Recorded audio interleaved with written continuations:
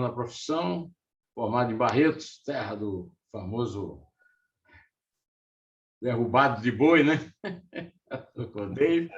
É presidente da Associação Brasileira do Agronegócio, está em Glasgow, na Escócia, na reunião do clima.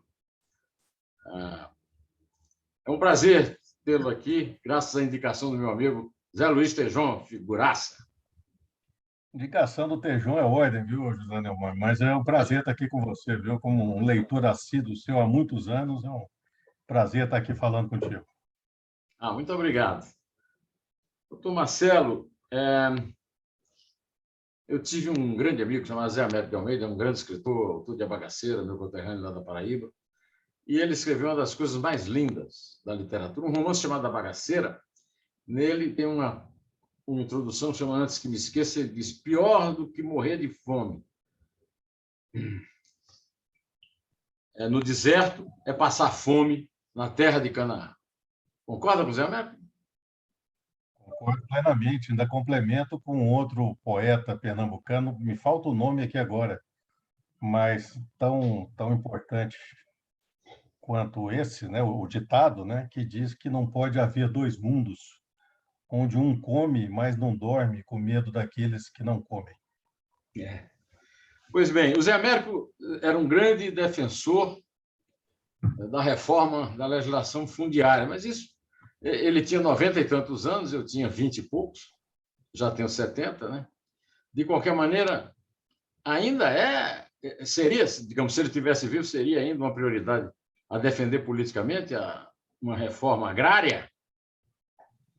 Olha, eu não sei se esse é o caso, viu, Neumann, porque o tempo passou e o Brasil foi deixando para trás todas as tarefas de casa que tinham que ser feitas, né? Boa parte delas. E uma das que foi muito mal feita foi a reforma agrária brasileira. Eu diria que principalmente nesses últimos 20 anos, porque nunca foi feita uma reforma no sentido econômico-social, sempre foi feita no sentido socioeconômico. E o posicionamento dessas duas palavras tem uma diferença monstruosa. E eu vou te tentar explicar aqui em rápidas palavras. Eu conheci muito bem o modelo de reforma agrária da Malásia. Até eu morei na Malásia, estudei pessoalmente isso. Um dos MBA que eu fiz, a minha tese foi baseada no trabalho de reforma agrária da Malásia. E como é que eles fizeram lá? Tá? E nós estamos falando de um país que obteve a sua independência em 1958, né? Um país novo, né?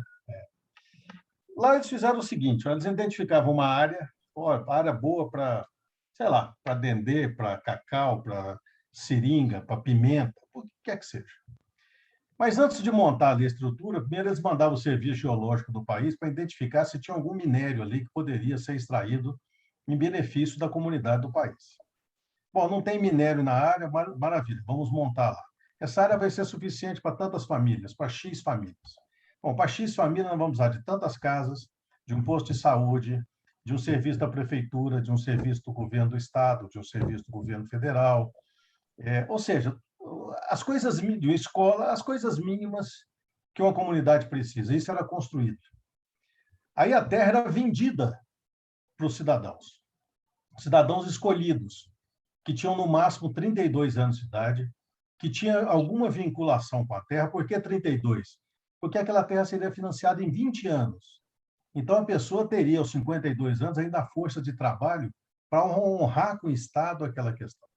Bom, a Malásia hoje tem deficiência de mão de obra, né? O país desenvolveu tanto que tem que trazer mão de obra agrícola de outros países, né? Para manter a sua agricultura pujante. No Brasil, nós vamos ao contrário, era social. Nós demos terra para o pessoal, mas não demos escola, não demos assistência médica, não demos prefeitura, não demos governo de estado, não demos governo federal, assistência técnica, semente, financiamento. 4 milhões de propriedades. O Brasil tem 6 milhões de propriedades rurais. 4 milhões tem entre 1 e 50 hectares. Tá? Desses 4 milhões, 81% nunca tiveram acesso a financiamento. Então, nós não temos aqui um problema de reforma agrária, nós temos um problema de governança. Governança política, pública e falta de cidadania. Esse é o grande problema nacional. Quem é que errou mais nisso aí, doutor Marcelo? Foi a direita, que execrava a reforma agrária como algo demoníaco, comunista, ou a esquerda, que considerava a salvação da lavoura, Erraram no ambos. verdadeiro sentido? Erraram ambos. O primeiro porque tinha uma visão patrimonialista, quase que feudal em algumas regiões do Brasil, continua assim em algumas regiões do Brasil, tá? Então não tinha o interesse mesmo de repartir o pão, vamos dizer assim.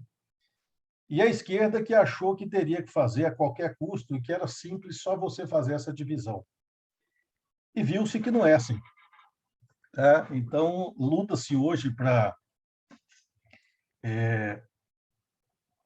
se montar uma estrutura cooperativista que possa abraçar as pequenas propriedades do norte e do nordeste do Brasil e da parte norte do centro-oeste, a um modelo que foi feito no sul, sudeste e parte do centro-oeste de extremo sucesso. Então, a pequena pecuária, a pequena agricultura brasileira, que é cooperativada, é de extremo sucesso. Eu cito aqui o exemplo da Cochupé. Cochupé é o 7º maior exportador de café do mundo, o maior exportador do Brasil. Tem 16 mil cooperados com a área média de 20 hectares. É uma potência mundial em tecnologia, inovação, ciência agrária, tudo que você possa imaginar. Mas por que eles construíram isso? Um sistema cooperativo inteligente. Norte e Nordeste foram abandonados à sua própria sorte. Infelizmente, o sistema cooperativista não funcionou. Eu trabalhei 25 anos da minha vida na Amazônia. Foi um desastre. Tanto que você não pode nem... Se você chegar lá e propor uma cooperativa, o pessoal já te põe para fora. A gente tem que começar montando uma associação. E no Nordeste, você sabe o que virou sinônimo de cooperativa, né? Virou sinônimo de corrupção, infelizmente. Isso aí. Mas tem também o exemplo bom de Santa Catarina, né? Com porcos e frangos, né? Também cooperativa, não é isso? Você tem um exemplo aqui para você do café em Minas Gerais, da integração com frangos e porcos em Santa Catarina, da fruticultura no Nordeste brasileiro, principalmente ali no cinturão do Vale do São Francisco. Tá? Também da fruticultura lá na região de Mossoró, que é um verdadeiro sucesso.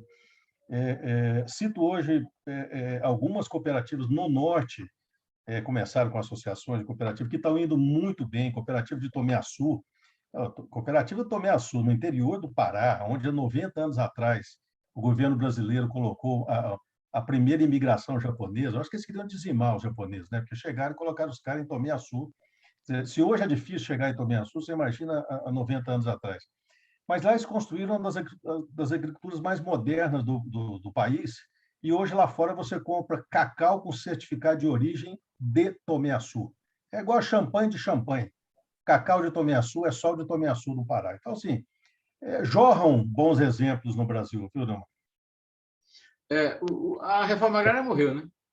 Como bandeira política, como bandeira de mobilização social. Não existe mais, né? Esse negócio de sem terra, tá? Isso aí tudo passou. Eu sinceramente, na minha posição, eu acho que passou. Eu acho que passou a época. Tá? Primeiro, porque a agricultura deixou de ser aquele braço subsidiado do governo. Tá? Se você pegar a agricultura no Brasil como um todo hoje, o financiamento custa em torno de R$ 1 trilhão por ano. Tá?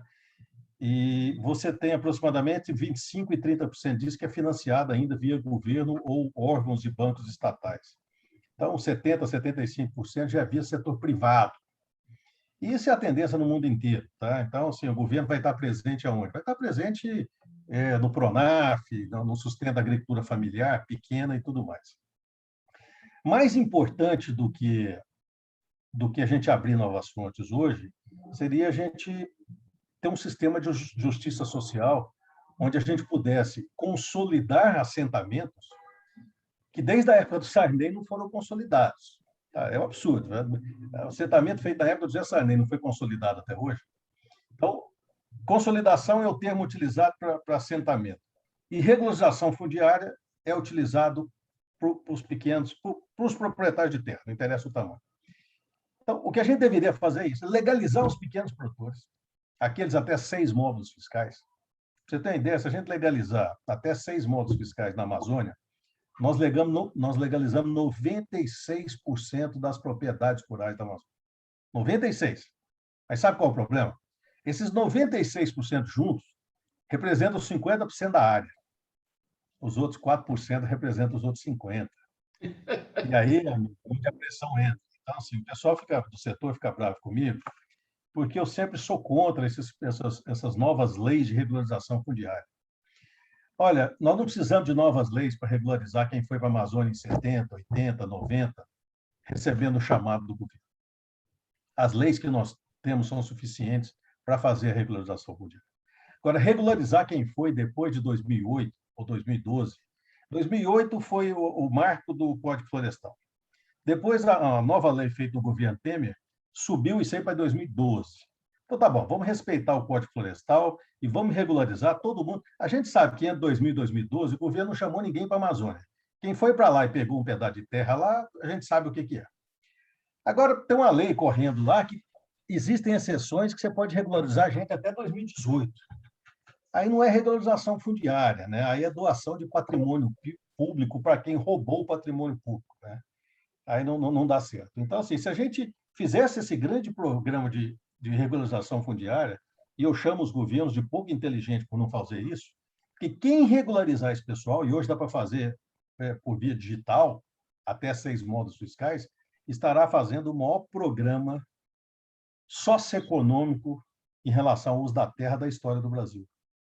Quer dizer, falta até visão política de quem está no poder para isso. É lamentável.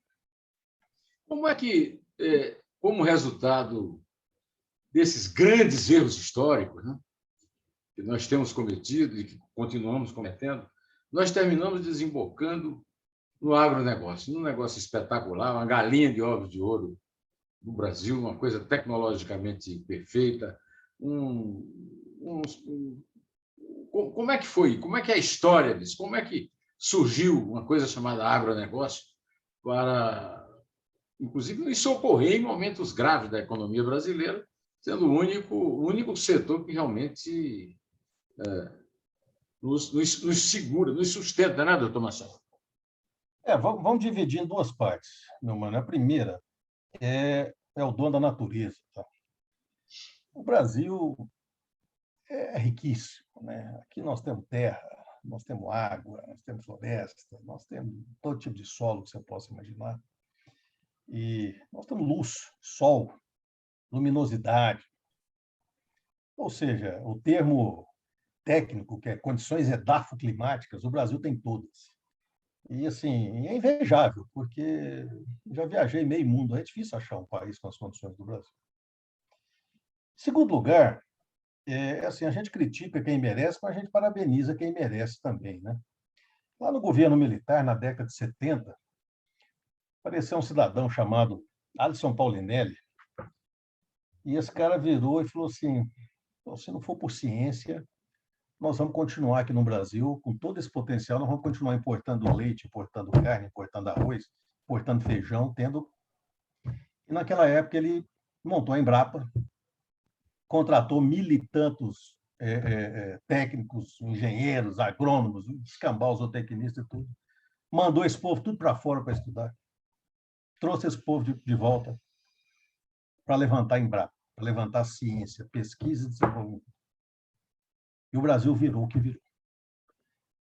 De 70 para cá, 40 e poucos anos, nós passamos de importador de alimentos ao 4º maior produtor de alimentos do mundo, ao 3º exportador de alimentos do mundo, e eu apostaria que lá por volta de 2030, 2032, nós vamos estar brigando ali pela liderança da produção mundial de alimentos. Brigando com os Estados Unidos. Exato. Quem são os grandes produtores de alimentos do mundo? Estados Unidos, China, Índia e União Europeia. Tá? Esses são os grandes. Se a gente pegar os quase 200 países do mundo, você tem 29 países, somente 29, que conseguem abastecer toda a sua população e ainda exportar excedente de alimentos. Tá? Então, dos quase 200 países do mundo, tem 29 que ganham com isso e todos os outros são importadores, tá? Na sua média. Então, veja Veja aqui o potencial desse nosso país. E a vantagem aqui que a gente tem que colocar é o seguinte, por exemplo, você vai lá nos Estados Unidos, não tem mais área para crescer, só dá para crescer em tecnologia, tá? Em produtividade. Aqui nós podemos crescer dos dois aí. Primeiro que nós temos 170 ou 175 milhões de hectares de pasto. Desses aí, aproximadamente uns 50 milhões, principalmente aqueles do lado leste da Amazônia, são pastos degradados, que, quando muito, tem 0,9 cabeça de boi por hectare. Em sua grande maioria, pasto que foi utilizado para legalizar a área grilada. Ou seja, nós temos quase a totalidade da área plantada com agricultura no Brasil em pasto degradado. Se você melhorar uma cabeça de boi por hectare na área de pastagem, você abre mais ou menos aí 80, 85 milhões de hectares de área própria para a agricultura, que é maior do que toda a área que nós temos. Toda a área. Então, um país que tem essa potencialidade, que tem isso tudo na mão e continua a desmatar a floresta mais rica do mundo, só pode ser um país insano politicamente e um país muito pobre em termos de cidadania, porque, ao fim e ao cabo, somos nós, cidadãos, que permitimos que esse crime de lesa pátria continue acontecendo aqui no Brasil. É uma burrice ao quadrado, né? Você desmata, você está criando problema para você mesmo. Agora, por que isso? O que é que mantém essa mitologia do desmatamento, né, como uma coisa civilizatória que precisa chegar na Amazônia, que ainda apaixona tanto, principalmente a direita extrema, o Bolsonaro, os seguidores dele? Então, isso aí, eu diria que é o seguinte: o ser humano ele precisa de duas coisas, né? Ele precisa de formação. Formação se dá por meio de educação, né? De preferência de melhor qualidade, mas não adianta só a formação se ele não tiver a informação correta. E também não adianta ter a melhor informação se não tiver a formação correta para saber ler aquela informação. E eu só posso entender esse anseio numa conjunção muito ruim desses dois fatores, tá? Porque a ciência está aí para demonstrar, e já nos demonstrou, e já nos ensinou. Então, deixa eu te fazer uma pergunta. Você conhece alguma empresa no Brasil que aplicou modernas técnicas de conservação do solo, modernas técnicas de plantio, que aplicou integração lavoura, pecuária, floresta, ou que aplicou sistemas agroflorestais, ou que aplicou agricultura regenerativa, ou seja, toda essa ciência que se deu mal, que não está exportando. É isso que o senhor chama de negacionismo agrário? Exatamente. Sabe? Quer dizer, o nosso mal é negacionismo agrário. E todas essas pessoas que avançaram na ciência produziram o que nós temos hoje. Olha, o mês passado eu fui para Imperatriz do Maranhão. Fui a convite lá do Sindicato Rural de Imperatriz do Maranhão para participar do Fórum Maranhense do Agronegócio. E me deram a oportunidade de visitar 2 fazendas lá de pecuária. Eu fiquei de queixo caído com a qualidade das coisas que eu vi lá. Ciência aplicada no mais último tudo, no maior estágio. Lá eles abatem boi entre 22 e 24 meses de idade. Isso é mais ou menos metade da média nacional. Animais precoces emitem menos metano. Pastos recuperados absorvem mais metano. Então, você tem carne e carbono neutro, num processo de engorda mais rápido. Ou seja, isso é tecnificar. Uma das fazendas já enfiou floresta no meio, virou parceiro da Suzana e plantou eucalipto junto. E aí os boi, quando tem sombra no pasto, engorda mais rápido. Engorda mais rápido.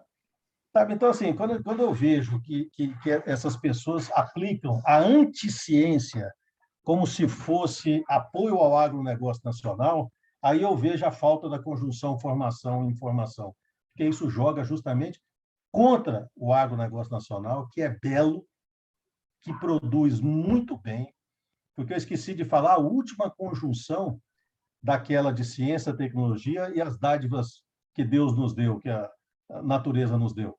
que é o brasileiro, trabalhador, decente, honesto, que fez acontecer essa revolução de produção de alimentos. Agora, nós estamos longe ainda do ponto, viu? Não chegamos lá ainda não, tá? Nós só processamos aqui no Brasil 58% de tudo que nós produzimos na agricultura. Isso é onde os Estados Unidos, a França, estava 50, 60 anos atrás. Nós temos um caminho para crescer. Por isso, quando alguém chega e fala assim, pô, nós vamos representar 30% do PIB esse ano, eu falo, você está feliz ou triste? Eu não sei te dizer se eu estou feliz ou triste. Se eu olhar só para o agronegócio, ali fechado, eu fico feliz, foi um pouquinho maravilha. Pô, o setor nosso está crescendo e bateu 30. O problema é que nós estamos batendo 30 enquanto a indústria está indo para o buraco. E não existe crescimento contínuo se não tiver indústria para puxar na nossa mão e levar depois. Que é a indústria que produz todos os insumos que a gente precisa antes e que processa tudo aquilo que a gente processa depois. Quanto mais processamento, mais valor agregado. Mais valor E agregado. se não tiver mais... porto, e se não tiver transporte. Por exemplo, necessário ferrovia, né? Porque rodovia não dá, né? Por isso que a gente chama de agronegócio, né? Porque precisa de logística, de TI, de marketing, de comunicação, de serviço de limpeza, de serviço de alimentação, de indústria, de trator, de tudo, gente. Esse é um complexo riquíssimo, que, lamentavelmente, alguns, nesses 3 anos, inclusive, tentaram, de todas as maneiras, implodir esse que é um dos processos mais ricos do mundo. O conceito de agronegócio foi desenvolvido pela Universidade de Harvard, aplicado aqui por Ney Bittencourt, fundador da Grosseries, quando fundou a ABAG, Associação Brasileira do Agronegócio, justamente para colocar na mesma mesa gente de todos os setores, do antes, do durante e do depois da porteira. É para sentar na mesa para concordar? Não. Pode discordar, pode brigar, xingar, mas da cintura para cima. Da cintura para cima. Sabe por quê? O maior dom, a maior dádiva de um ser humano e de um empresário, principalmente, do empreendedor, não é provocar consenso. Consenso você pode conseguir por pressão, por poder. Mas é dar consentimento. Essa é a maior dádiva que um ser humano pode ter. É consentir que algo siga adiante, mesmo que você não concorde integralmente com aquilo. Isso aí é só o ser humano da mais alta prateleira que tem condição de dar consentimento para que as coisas sigam adiante. Eu fico aqui me perguntando quando é que começou isso de Imperatriz, porque nos anos 50, eu era menino, no sertão da Paraíba, em Uiraúna, terra da Luísa Erundina, e o meu pai tinha um caminhão e ele viajava para Imperatriz para ir buscar arroz. E pode ser que ele até não tenha me contado que tinha gado lá. Mas agora tem um amigo de infância do meu pai que chama João Claudino. Meu pai já não existe mais. O João Claudino também não. O João Claudino é um grande empresário lá do Maranhão e do Piauí. Tem muitas fazendas. E um primo nosso, primo meu e primo dele, João Bosco Claudino, Pinto Claudino, é o encarregado das fazendas. Então, a pergunta que eu lhe faço, por que essa vocação de Imperatriz, que produzia arroz, né? E agora tem essa história de sucesso com a pecuária que o senhor nos narrou aqui. Tem uma pecuária muito forte.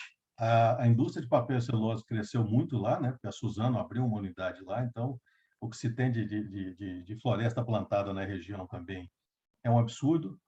E o sul do Maranhão também virou uma área grande de produção de grãos também, né? Às vezes quase 1 milhão de hectares com grãos plantado no Maranhão. Esse ano, viu, Norman, a gente tem coisa a chorar e coisa a lamentar, tá? O que a gente tem que chorar é que, primeiro, que essa pandemia expôs assim as nossas fragilidades de tal maneira que, da onde eu moro aqui em São Paulo, eu só preciso andar 2 quadras para chegar num lugar que virou um acampamento de sem-tetos. É de uma tristeza, de você lamentar, de você ver a miséria exposta e a degradação do ser humano daquela forma. Isso não é só São Paulo, a gente sabe, isso é no Brasil inteiro. A pandemia provocou uma disrupção dos canais de produção no mundo e, principalmente, uma disrupção da renda, onde quem era pobre ficou mais pobre, quem era rico ficou mais rico. Quando a gente vê que hoje tem 28 milhões de brasileiros abaixo da linha de pobreza e quase 100 milhões de brasileiros, esse número é um número assim, eu vou falar e vou explicar para as pessoas não me levarem a mão. Quase 100 milhões de brasileiros em insegurança alimentar. Tá? O que é insegurança alimentar? É quando falta pelo menos um dos produtos básicos que você deveria ter na sua alimentação para que ela seja nutricionalmente balanceada. Faltou um, você já está em insegurança. Essa insegurança aumenta até no ponto da fome maciça. Tá? Então, nós estamos numa situação ruim, muito ruim. Há muito tempo eu não vi o Brasil tão mal e saber que tem concidadão passando fome, compatriota passando fome, é um lamento cidadão, é um choro cidadão. Por outro lado... Você ouviu essa história do cidadão que foi a um condomínio lá, classe média, no Distrito Federal, e gritou? Eu vi. Tenho fome, por favor, tenho fome. É uma coisa de fazer chorar, né, doutor Marcelo? Como eu falei, a gente tem um de chorar e tem um de comemorar. O de comemorar, as pessoas podem falar, pô, Marcelo, você acabou de falar de uma coisa tão grave, você vai falar de algo que pode ser ainda abstrato e futuro, mas, por exemplo, essa COP que está acontecendo agora. Eu tinha certeza absoluta que a gente ia chegar lá e ia sair igual o pau de galinha. Tá? Ia sair bem ruim. Eu não tinha esperança, não tinha esperança. Até que, pouco tempo atrás, deu-se a entrada do chanceler à França, deu-se a saída do antigo ministro do Meio Ambiente, deu-se que a ministra Tereza Cristina também abraçou essa causa, e o ministro do Meio Ambiente teve que ter coragem. Tá? Eu não sei como é que ele conseguiu convencer ali a assessoria presidencial, porque ele simplesmente desistiu da NDC brasileira, que foi aprovada pelo Ricardo Salles em dezembro do ano passado, e voltou atrás e abraçou a NDC produzida pela Isabela Teixeira no governo Dilma. Tá? Então, esse passo atrás tirou o Brasil daquele conjunto do G20, onde ele era o único país com retrocesso na sua NDC. Então, ou seja, se não teve ambição nenhuma, pelo menos retrocesso não tem mais. Segundo lugar, foi lá e assinou o Acordo das Florestas. Colocou o nome do Brasil. Segundo, foi lá e colocou o nome do Brasil no Acordo de Redução de Metano. Você pode falar, pô, mas você acredita que isso tudo vai ser feito? Calma. Então, disse meu amigo Paulo Arthur, Marcelo, vamos com calma, as coisas não acontecem tudo de uma vez. Eu gosto de seguir o Paulo, porque o Paulo é uma das pessoas, um dos políticos mais sensatos para mim que tem nesse Brasil. Então, vamos com calma. Pô, a primeira coisa, os caras tiveram coragem de falar o seguinte, olha, o que nós fizemos nos últimos 3 anos foi errado. Nós fomos da contramão do mundo e agora nós estamos voltando para a mesma direção onde o mundo está caminhando. Então, nós estamos partícipes dessa negociação internacional. O que vai acontecer depois, agora, a partir do ano que vem, faz parte, Neumann, do projeto de país que nós queremos. Então, nós, enquanto eleitores, vamos ter que decidir qual o país que nós queremos para 2030, 2040, 2050 e assim por diante. Porque a resposta a essa pergunta é que vai dizer se esses compromissos que nós assinamos se tornarão cumpridos. Exato. Quer ver um negócio interessante? A gente sempre fala negócio de geração futura, geração futura. Presta atenção num detalhe. Eu não vou ver o próximo século. Eu não vou ver. 2100 na virada, eu já não estarei aqui. O problema é que minhas filhas, rapaz, ainda não tiveram filhos. Eu não sou avô ainda. Então, se minha filha tiver um filho nascendo esse ano, ou quem tiver um filho que nasceu esse ano, ou quem tiver um neto que nasceu esse ano, esse cidadão estará vivo, feliz, sorridente, praticando esportes em 2100, com toda a tecnologia e ciência de saúde. Amigo, nós não estamos fazendo nada agora com a geração abstrata que nós nunca vimos. Nós estamos construindo agora, através desse movimento, um mundo para uma geração que hoje já nos abraça, que nos ama, que sorri com a gente, que chora com a gente, para as nossas famílias que nós estamos construindo esse mundo. Pô, essa geração nossa podia pelo menos fazer o favor de deixar essa que vem depois construir algo melhor. O nosso, acho que nós pegamos assim, aquela metade analógica, depois tivemos que virar digital, então nós ficamos meio assim, sabe, essa metamorfose para nós foi meio complicada, sabe? Mas essa nova que está aí, que já nasceu no digital, pô, nós estamos deixando um estoque financeiro, um estoque de tecnologia, um estoque de ciência para esse povo. Pelo amor de Deus, gente, faça um planeta melhor para a gente aí, que eu acho que dá para fazer. Não dá para a gente ver tanta fome, tanta pobreza, né, gente? Um cidadão ali, do outro lado da parede aqui, chama-se Arthur de Castro Neumann e Pinto. É meu filho, tem 2 anos e 4 meses. Eu tenho 70. Estará É dele passeando. que o senhor está falando. E tem um neto de 19 anos. Eu tenho 5 netos, um de 19, que vai até 19, 16. Agora, isso que o senhor falou me levou isso aqui, ó. Você Ah, conhece? maravilhoso. Esse livro aí devia ser leitura obrigatória, né? Leitura obrigatória. Jorge Caldeira e Júlia.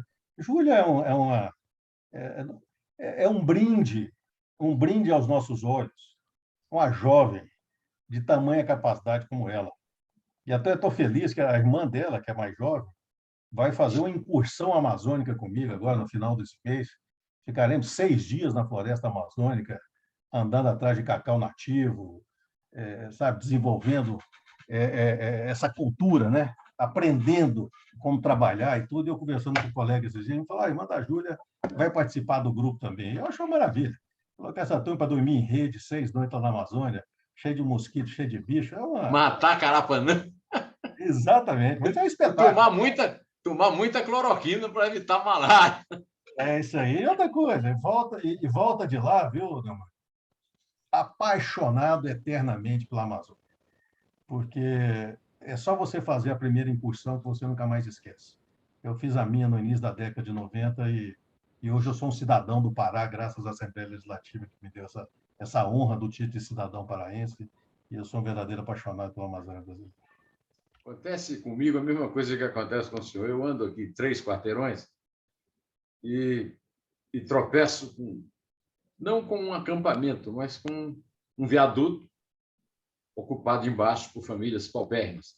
Eu, às vezes, saio com a minha mulher e o filho, né, de 2 anos e 4 meses, e fico pensando se o meu filho vai ter esse mesmo convívio com isso. O Brasil sendo, como o senhor disse, quando ele for um homem de 30 anos, o maior produtor de alimentos do mundo e os brasileiros pobres morrendo de fome. Como é que a gente resolve essa teoria, doutor Marcelo?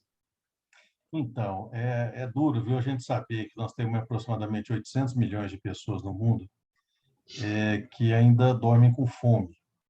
E não falta alimento, né? Esse é que é o detalhe, não falta alimento. Então, a fome existe por falta de renda. Falta de poder aquisitivo. Em primeiro lugar, essa é falta de renda. Em segundo lugar, é falta de acesso. E a coisa é tão difícil que, do outro lado, você tem cerca de 1 bilhão e 100 milhões de pessoas penduradas no sistema de saúde mundial por problemas nutricionais, pelo contrário, pela obesidade. Pela obesidade. Tá? Então, a gente vê aí a desregulação. E você quer ver um número absurdo? Um absurdo. O setor de alimentos no mundo, o valor dele mundial é da ordem de 8 trilhões de dólares por ano. Desses 8 trilhões, 30% vão para o lixo todo ano. Ou seja, quando você fala em tonelada, a pessoa não liga muito, sabe? Não faz a ligação. O que eu estou dizendo é que é o seguinte: todos os anos nós jogamos no lixo 2,4 trilhões de dólares de alimentos. De alimentos. Pergunta que eu te faço é o seguinte: se a gente conseguisse ser um grupo de seres humanos um pouco melhor e reduzisse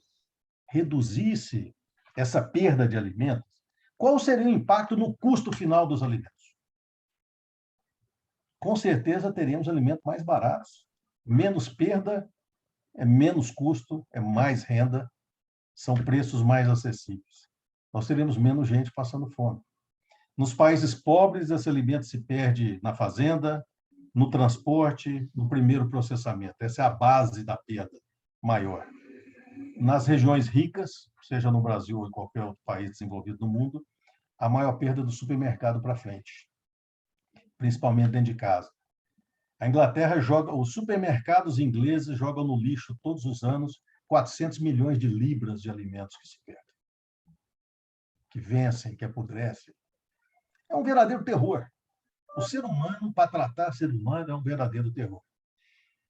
Eu acho que países que são grandes produtores de alimentos, como o Brasil, nós temos uma conta maior nesse processo. Porque, pelo menos aqui dentro, a gente tinha que ter uma estrutura de atendimento para a nossa população mais adequada. Mas aí entra as famosas políticas públicas, né? Nós deixamos para baixar os impostos de importação quando já estava faltando o produto na praça. O Brasil continua sendo um dos países mais fechados do mundo. E não adianta, esse saldo de balança comercial, isso é sonho de uma noite de verão, ele não vai permanecer para sempre. Se a gente pega todos os outros produtores de alimentos, grandes exportadores de alimentos do mundo, não tem essa folga na balança comercial. Você exporta, mas você também importa. Você dá com a mão e pega com a outra. O Brasil dá com todas as mãos e pega com o dedo mindinho. E isso vai tirando capilaridade nossa no mercado. Então, quanto mais capilaridade, mais produção, menor custo, maior distribuição. E veja, Delmão, veja o que o mundo quer hoje. Carbono, menos emissões, florestas. Quem tem isso? O Brasil. Nós colocamos isso nas relações internacionais? Não. Nós colocamos esse ativo ambiental nas negociações comerciais? Não. Pelo amor de Deus, o que adianta ter um ativo desse aí para meia dúzia de grileiros, criminosos, lavadores de dinheiro estarem destruindo em benefício próprio e em malefício da nação? A Amazônia é o maior ativo de negociação internacional que o Brasil tem. Isabela Teixeira tem uma frase fantástica. A Amazônia coloca o Brasil no mundo, mas também tira o Brasil do mundo. Eu tenho uma campanha há séculos que eu digo que falta no Brasil a polícia, porque o problema da Amazônia é um problema policial, né? São criminosos no mundo inteiro que chegam na Amazônia, se associam com a elite política amazonense. O senhor conhece melhor do que eu, mas eu acompanho a coisa no noticiário e lá no Congresso, se associam aos políticos amazonenses e conseguem cometer o crime deles no Brasil e com agravante de se acumpliciar com o ministro do chamado meio ambiente, que eu chamo de mau ambiente, que para ser expelido do cargo foi preciso que os americanos descobrissem que ele era sócio dos contrabandistas de madeira ilícita. Então, o Brasil realmente é um caso de polícia, né? Isso que o senhor falou é uma grande verdade, e é uma coisa, ao mesmo tempo, assustadora e que entra nessa tradição do Brasil, o último país a libertar escravos, etc. Agora, o senhor acha que essa mudança brusca do Brasil lá em Glasgow, ou melhor, aí em Glasgow, né? Ela convence alguém? O senhor acha que ainda precisa convencer? Ela não convence. Não, ela não convence. Tá? Ela não convence. Por isso que eu falei que a gente tem que ver o dia depois, tá? É o depois da manhã. Tem 3 grupos em Glasgow. O grupo do governo federal, que chegou pequeno, mas fez essas assinaturas e ganhou o holofote, e que vai ter que se explicar depois como é que vai fazer e como vai fazer. Tá? O segundo grupo é o grupo dos governos estaduais, cheio de governador, mas não é um governador ainda aqui, outro governador ainda. Não, tem um consórcio dos governadores. Estão indo de forma organizada. Fazer o quê? Ocupar espaço vazio. Política não tem espaço vazio, não tem vácuo. Então, se o governo federal deixou um vácuo ali com fundos de investimento, sejam eles estatais, fundos soberanos, privados, o governo estadual está querendo pôr a mão nisso aí. E o terceiro grupo, não, é o grupo do setor privado. Que eu falo assim, eu lembro muito da época do Trump lá nos Estados Unidos, que a gente ia nas conferências internacionais, não tinha nada dos Estados Unidos, que o Trump tirou os americanos de tudo. Aí tinha aqueles estandes monstruosos americanos, você ia lá ver, eram os estados americanos, e o setor privado, e uma frase, we're still in, ou seja, nós continuamos aqui. É que o setor privado está fazendo, um grupo enorme, enorme. Eu nunca vi tanto presidente, CEO, alto diretor, ou seja, a coisa ganhou tamanha importância que o cara não manda o gerente dele mais, não, ele vai pessoalmente. Tá? Então, assim, presidentes e CEOs de grandes empresas brasileiras estão lá, sentados, conversando. Sabe por quê? A democracia, ela muda. A cada 4 anos a gente tem o direito de fazer o que os americanos fizeram. Resta saber o que os brasileiros vão querer o ano que vem. Eu torço para que eles queiram um Brasil que se insira no mundo de forma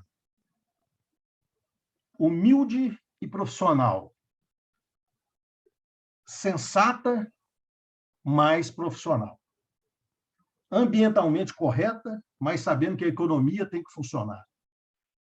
Socialmente inclusive, mas sabendo que a economia e governança precisa existir, porque senão a gente não consegue fazer isso. Sabendo que a gente precisa de governança pública, porque a governança pública é o muro da governança privada. O setor privado não consegue crescer num lugar onde não existe governança pública. Olha para o interior do Nordeste e olha para o interior do Norte. O que as prefeituras podem prover para que você tenha desenvolvimento adequado naquelas regiões? Minha mãe é piauiense. Tá? Vai lá para o interior do Piauí. Agora a gente está vendo projetos maravilhosos de energia renovável nascendo lá dentro. Leva a governança para o lugar que o setor privado chega atrás. E eu te falo o seguinte, não falta dinheiro para o Brasil fazer os investimentos corretos. Falta segurança jurídica, credibilidade política. O que é ESG do que a somatória de integridade, credibilidade e transparência? Se você consegue passar esses 3, meu amigo, você está no céu. Se não, a gente continua no inferno que a gente está vivendo. Personagem frequente nos comentários. Eu ouço com muito prazer, muita atenção, o meu querido amigo Tejon, e ele cita muito o Cirne Lima. O Cirne Lima também tem uma participação, talvez não tão... Ele cita mais o Alisson, é verdade, Paulo Neto. Mas o Cirne Lima também teve uma participação efetiva na questão do agronegócio? Eu acho que nós temos um caderno longo de nomes importantíssimos na história do agronegócio brasileiro. Vários. Se eu fosse citar nomes aqui, eu seria injusto. Tá? Eu coloquei o nome do Alisson aqui por quê? Porque ele... É o primeiro. Ele foi o primeiro. Ele estava lá na ponta. Tá? Foi o pioneiro. E depois disso, veio tanta gente. Se a gente olha hoje, por exemplo, o espetáculo que é o plantio direto na palhada hoje, o que se faz no famoso plantio direto na soja, transformou o Brasil nessa potência hoje, é um negócio espetacular, gente. Um negócio espetacular. Sabe? Antigamente, em 1981, eu fui estudar em Iowa, nos Estados Unidos. Cinturão da soja, era o berço da tecnologia agrícola. A produtividade de soja nossa é melhor do que a produtividade americana hoje. Sabe o que é isso? É tecnologia, trabalho, é ciência. E é trabalho de tanta gente boa, cara. Tanta gente boa que tem aí. E a gente precisava dar mais valor para essa coisa. Tá? A minha tristeza com o nosso Brasil, sabe qual que é? É o silêncio dos honestos. A gente deixa que uma minoria barulhenta guie os nossos rumos. E isso é que é o lamentável. Né? Meu pai, já falecido, todo mundo falava que meu pai sonhava demais, e hoje minhas filhas falam, papai, eu sou um sonhador, o senhor ainda espera alguma coisa? Eu espero, mas o dia que eu não esperar mais nada, eu vou minhas malas, vou mudar de outro país, vou morar em outro lugar. É lógico que eu espero. E, assim, é uma maravilha quando a gente vê empresário indo a público reclamando, cartas de empresário. A gente só via carta de associações antigamente. Agora você vê o cara colocando o nome da empresa dele e assinando na frente. Eu acho que isso é início de um processo de recidadinização do Brasil. E o Tejon é um outro. Por exemplo, falar das pessoas que contribuem com o agro. O Tejon é um expoente do agronegócio. É o cara que consegue, todos os dias, falar com o coração de um setor econômico. É um negócio espetacular. O meu amigo... A Tereza Cristina está entre esses nomes aí que o senhor considera... A Tereza é de uma habilidade. Eu vou te falar um detalhe, viu? Nós ainda vamos... O futuro ainda dirá o tamanho do trabalho da Tereza Cristina. Então, se tem áreas que às vezes você não consegue avançar, você tem que ter a inteligência de mitigar problemas. Essa mulher manteve o Brasil em pé e a exportação do agro brasileiro em pé, apesar de tudo. Apesar da esculhambação constante de alguns líderes desse país com a China, nosso maior cliente, a Tereza conseguiu manter o fluxo. Apesar da primeira ameaça lá, numa conversa atravessada com Israel, que deixou o mundo árabe perplexo, a Tereza conseguiu mitigar a coisa. Então, nós ainda veremos no futuro a importância do trabalho que a Tereza Cristina fez para o agro brasileiro. Ainda bem que a gente tinha ela lá no governo, né? Que bom, se a gente tivesse mais umas 10 Tereza Cristina, o Brasil estava melhor. Mas o chinês ainda continua bloqueando o boi, né? Então, não, eu fiz um MBA em 2002 na França e eu tinha um professor da Universidade de Xangai, que era o professor convidado. E um dia nós tivemos lá um embate sobre questão de contratos, etc, etc, etc. Aí ele começou a me explicar, através de uma parábola, dizendo o seguinte, uma frase bem simples: Marcelo, você tem um lobo que está no campo, morrendo de fome. Você tem um carneiro. Quem que você acha que ganha a parada? É o lobo. Então tá bom, cara. Nós somos a China, o maior comprador do mundo. No primeiro semestre de 2021, se você pegar tudo que você exportou para os outros países do mundo no agro e olhar o que você exportou para a China comprou 5 bilhões de dólares a mais do que a somatória de todos os outros países do mundo. E aí o cara vai falar mal da China. E aí é o seguinte, tem um detalhe com o chinês, que todo mundo que já trabalhou, eu morei no Sudeste Asiático um período, trabalhei muitos anos lá, que a gente aprende a lidar com o chinês. O chinês nunca reage com emoção, reage com ação no momento que ele julgar correto. E tem momento melhor para eles e pior para nós do que eles fazerem isso no período de preços altíssimos, porque na hora que a demanda vai lá para o buraco e a oferta lota, como lotou aqui, eu não sei qual o número de hoje, mas há 10, 12 dias atrás, nós tínhamos mais de 140 mil toneladas de carne estocada, joga o preço para baixo, isso aí é ação, é reação com ação estratégica. E não o nego falando que o comunismo vai tomar conta do mundo e comer criancinhas. O senhor acha que as gafes de Bolsonaro, como lá na Itália, por exemplo, elas prejudicam o mercado internacional para o Brasil e, particularmente, o agronegócio, ou fica só no folclore mesmo?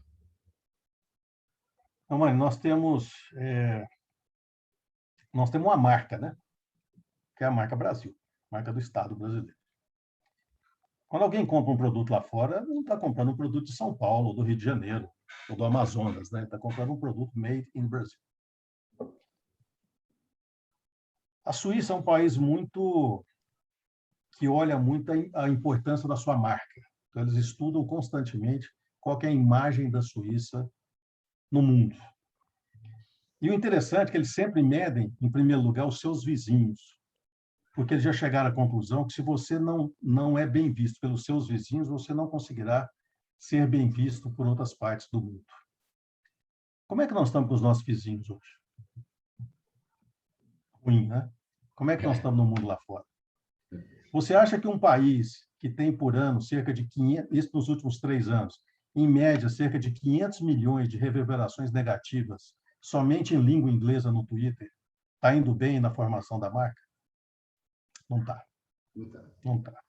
E aí a gente ouve Marcos Azambuja, Marcos Calvão, embaixador Seixas, ou seja, grandes nomes da diplomacia brasileira, e todos têm dito, né, sem vergonha nenhuma, que o Brasil sofre hoje o seu pior nível de reputação internacional de sua história, o que é lamentável. Olha, a minha hora que eu lhe prometi está chegando ao fim, mas eu ainda queria lhe fazer uma pergunta de brincadeira. Eu nasci numa fazenda. O meu avô, eu nasci na casa do meu avô materno, sendo que meu pai era primo carnal da minha mãe. Eu sou resultado, portanto, de um incesto. Meu pai foi criado com a minha mãe. E essas coisas de gado, né? Claro que o meu avô estava longe de ser um agronegociante, as coisas de gado são familiares para mim. Então, eu ouvia falar muito de aftosa, né? Ouvia falar... Isso tudo foi para o passado, né?